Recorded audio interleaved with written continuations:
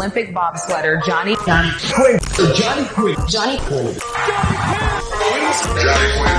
Do our words matter? Absolutely. But friends, it's our actions that speak louder.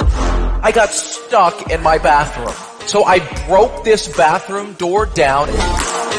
Hey friends, Johnny Quinn here. I'm going to share some tools and frameworks that I learned in professional football and the Olympics that transition over flawlessly to the marketplace. Collaborate, work together, find a way to get the job done with the current resources available. There's no room for distraction.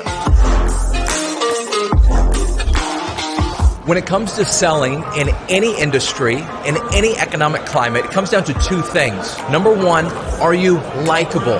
And number two, are you trustworthy?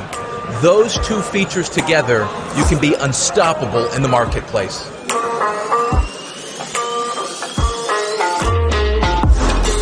You want to talk about exponential growth? This is how you blow it out of the park in the market.